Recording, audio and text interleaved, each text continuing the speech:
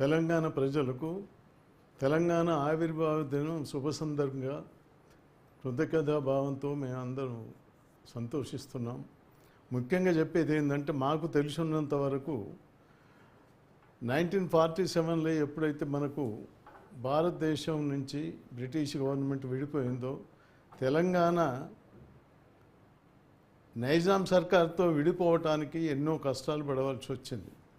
సర్దార్ వల్లభాయ్ పటేల్ గారు మిలిటరీని ఎప్పుడైతే తీసుకొచ్చి మెడలోంచి నిజాం గవర్నమెంట్ను పక్కకు నెట్టేసి భారతదేశంలో తెలంగాణను విలీనం చేసిండు.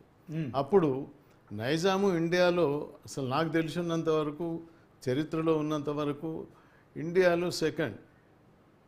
ఆయన దగ్గర ఉన్న ద్రవ్యబలం కానీ ఏదైనా కానీ, అటువంటిది ఢిల్లీలో నిజాముద్దీన్ స్టేషన్ ఉంది. హైదరాబాద్ భవన్కు స్థలం అంతా ఆయనదే.